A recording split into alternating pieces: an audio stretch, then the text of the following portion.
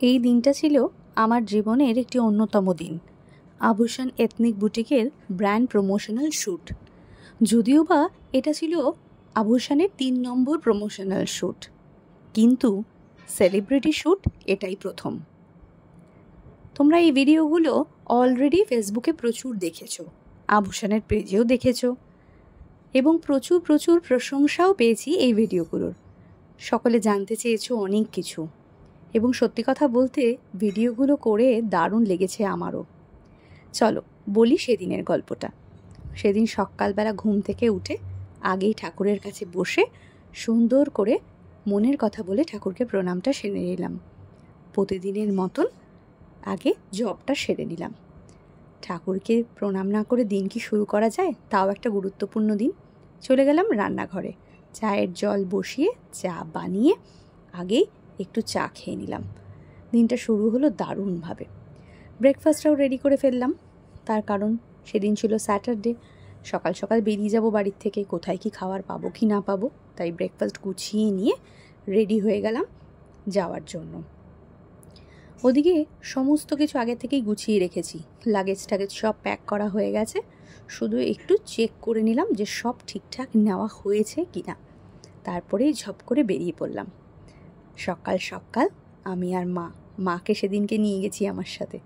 একা একা যাব এতগুলো জিনিস নিয়ে, তাই মাকে সঙ্গে করে। খুব সুন্দর সেই সকালটা, দারুণ লাগছিল। পৌঁছে গেলাম কিছুক্ষণের মধ্যেই স্টুডিওতে। অসাধারণ স্টুডিওটা। চলো তোমাদের একটু ঘুরে দেখাই স্টুডিওটা। কি সুন্দর না? বাহ, অপূর্ব দেখতে। আমি তো দেখেই একদম মুগ্ধ হয়ে গেছি। এটা আরেকটা কর্নার। যদিও বা তোমরা এখন এই স্টুডিওটা অনেক প্রমোশনাল শ্যুটেই দেখে থাকবে। এটা বর্তমানে এখন খুব বেশি পপুলার হয়ে গেছে। দারুণ দেখতে। মাকে বসিয়ে দিয়ে এক জায়গায় আমি কিন্তু ভিডিও করেই চলেছি, টুকটুক টুকটুক করে। তোমাদের দেখাতে হবে যে মাকে একটু কমফোর্টেবল রাখতে পারলে আমার ভীষণ ভালো লাগে, কাজ করতে আমিও কমফোর্টেবল থাকি। যদিও বা এই শ্যুটের টিম এত ভালো ছিল, ওরা ভীষণ খেয়াল রেখেছিল মায়ের। চারিদিক সুন্দর করে একবার চোখ বুলিয়ে নিলাম, দেখে আমি খুব খুশি। ব্যাস চলে গেলাম এবার মেকআপ রুমে। আমার মেকআপ আর্টিস্ট কত সুন্দরভাবে সব কিছু গুছিয়ে সাজিয়ে বসে আছে। খুব ভালো ছেলেটি ছিল, আমাকে খুব সুন্দর করে যত্ন নিয়ে সাজিয়েছে।